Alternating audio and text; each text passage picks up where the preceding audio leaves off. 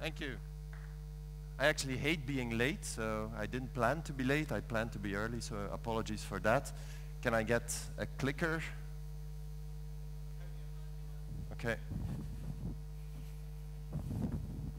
This one. So first of all, congratulations for being entrepreneurs or in the entrepreneurial fabric. It's one of the most important things we do as human beings, and it sets us apart from many other species, so thank you very much for that. I feel very humbled being in your presence. I am just executing. I am not innovating as much as you do, but I can try to be a mediator. My job is to try to be a mediator between real innovations and then getting things done in the field and doing the day-to-day job as a data officer. This is a cartoon that we use inside our bank to reflect our challenge.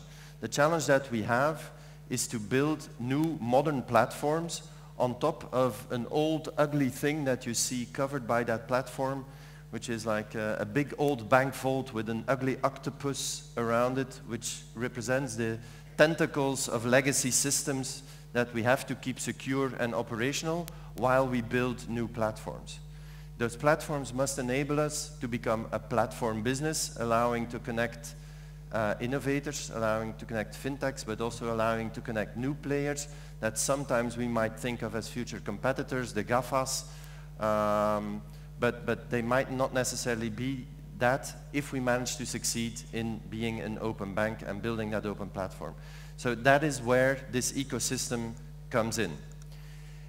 What are the main challenges for a data officer specifically, but they sort of represent the digital challenges for us as a bank and as a banking group. First of all, it is serving our clients in a frictionless way, as the Googles, Facebook, the e-vendors have taught them what the new normal is. So there is very little friction in getting a new pair of shoes. Then why should there be so much friction in getting a new loan or a new credit card or a new financial product? There are many neobanks, digital banks, that have managed to reduce that friction significantly. For legacy banks, it is really a challenge to catch up while you keep doing your old products. So we have to be there frictionless all the time through all channels.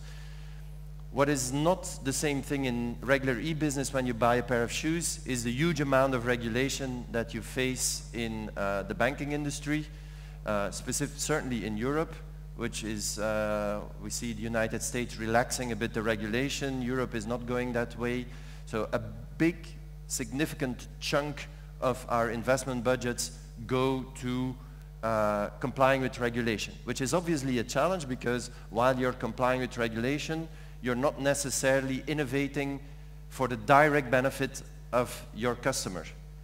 Of course, we can argue that being compliant with regulation is in the interest of the customer, that's the whole point, but it's not necessarily seen like that by the customers. So it's a very big concern, and it creates a lot of opportunities for innovators like you to help banks like us get through that hassle. We need to deliver on the new normal of digital, which is we give your data once and then you keep them clean, you keep them secure, you keep them up to date. All things that people think are normal when they deal with Google or Facebook, but which are not normal when you have the processes and the legacy that we have. I was recently faced as a chief data officer with implementing the new European law on data privacy, which led us to inventorizing how many systems we have that contain personal data of our clients. The number that came up was 1,352 distinct systems that hold individual client data. So that is a different situation from a single product digital innovating bank that starts up. It's a different ball game altogether. So we have to deal with that, and again, dealing with that creates opportunities. And then finally, obviously we need to create value, and as interest rates are not the cash cow they once used to be, we need to move into a services business and get margins from delivering excellent and value-adding services to our clients. And again, that is where innovation finds its place. I was asked then, yeah, but how do you do innovation? And be reassured, I'm not going to go into the details. It's just to show you the web and the interconnectivity of innovation initiatives that one of the biggest European banking groups does. And we try to use all the levers that we have. Direct investment, VC collaboration. We try to bring you in as service providers, as providers where we are just clients.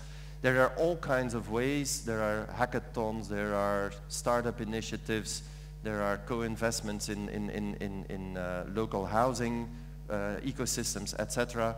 So I cannot go into the details because there's simply too many, but it shows that innovation has become, I would say, with an ugly word, an industrialized process at scale to get the innovation that we so desperately need.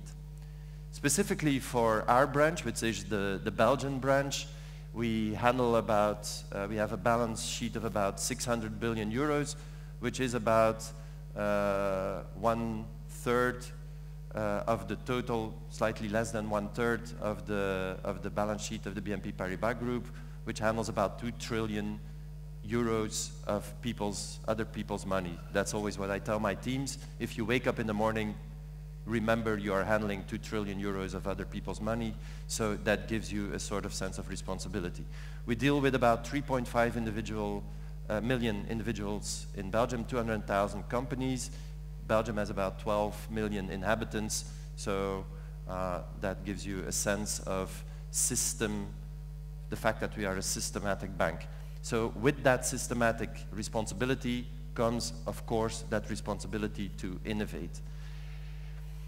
We do our own indigenous innovation through our own little modest machine, which is, when I see this room that is now about half full, I'm very humbled by the little machine that we can have on our own, but that's why we are here. That's why I'm looking forward to meeting as many as I can, because there's only so much we can do, and we go through ideation processes with sprints. We have 4 a year where we take people out of the business, let them ideate for 6 weeks. If they pass the ideation, they go through a validation, to a prototyping, and potentially to a production.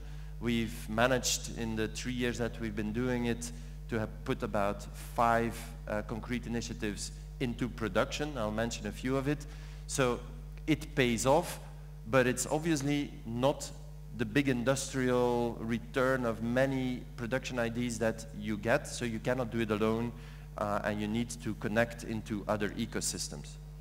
What is very important for us is the concept of open banking. I could speak about RegTech, I've mentioned it.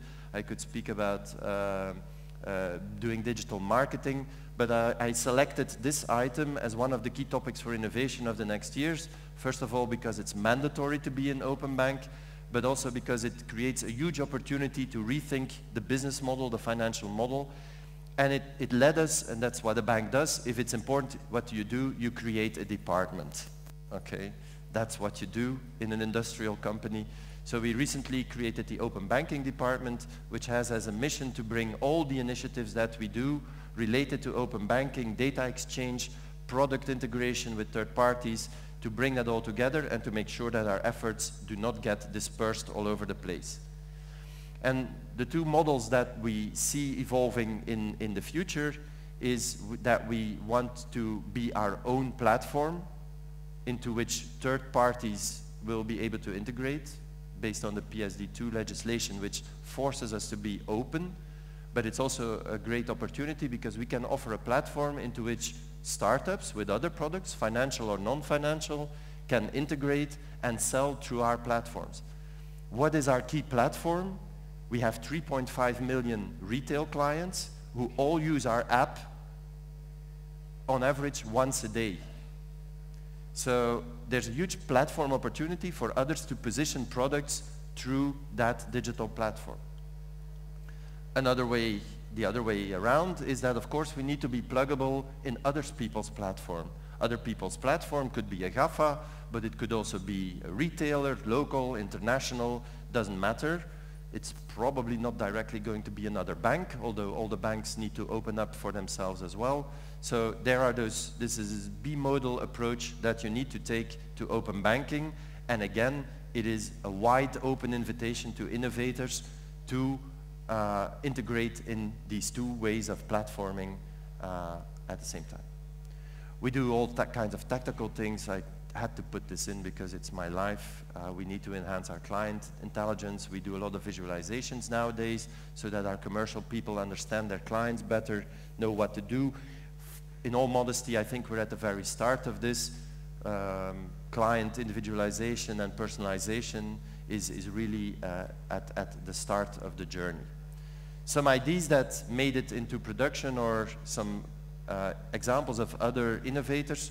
Gambit was a robotics, so it's not our idea, it's a startup or a scale-up doing robotic investment in which we took a participation as a group, and that illustrates how we assimilate innovations. Showpad is a Belgian, well, more than a scale-up already, is they're now worldwide active to support sales forces. Their ambition is to compete with Salesforce.com actually, which is, as you know, an ambition. EasySave is one of our our own ideas, which I see now popping up in some of the so-called innovative apps that I have from neobanks, where we help people save without them really feeling it by saving micro amounts on every transaction that they do. Think is a collaboration with a Scandinavian scale-up where we chose to work with them on account aggregation and open banking rather than developing it ourselves. And I want to just mention Didit because that was also one of our own innovation factory ideas, where we try to get more data from our clients about what they dream of, what they aspire to, which presents they want to get, and where we integrate banking services with things they want to see in their lives. So it gives you a sample of what happened in the last 2 years, and it shows that innovation happens across the landscape. And the big themes for the future, if you want to play into innovation on a business side, what is very relevant for us and for the entire BNP Paribas group are the Sustainable Development Goals of the United Nations. And certainly when you talk in a B2B context. So the way we go to our B2B clients will be very much driven by this. And this emphasizes our societal engagement, and it is the anchor point onto which you can hang your innovative business ideas going to the market. Decarbonization, circular economy, human capital, and smart cities are the key topics that we chose, and we regrouped the individual UN initiatives along those lines. I want to conclude by saying a word about the landscape. I see some people smiling because if you think I put a strange little man in the middle of my slide, it's because it's an iconic Belgian image, not because I wanted to do something strange. It's our current FinTech landscape. I would invite you to add your logo to that as soon as you possibly can. It's to your benefit, it's to our benefit, but it's really a very living community. For us, built on 3 pillars. Beehive is a initiative to drive the community of fintechs, to bring them together and to create shared platforms to go to companies such as ours. The Bridge is a more concrete spin-off of that, to bring concrete services in a consulting mode to financial companies using the capabilities of fintechs. And then we have Scale-Ups EU, which focuses more on talent development, market access, and funding in a broader EU context.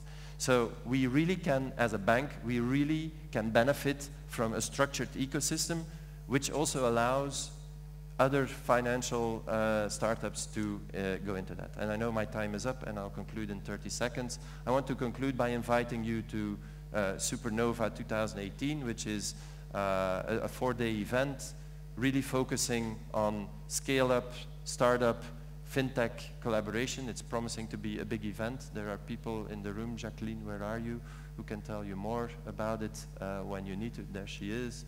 So I'm looking forward to meeting you in Brussels on that event. And then finally, because it's in my start in my hometown, I want to bring IMEC Start to your attention, which is a great way, if you're still smaller, to get going in the center of Europe with your digital initiatives. Thank you very much for your attention, and thank you for your patience.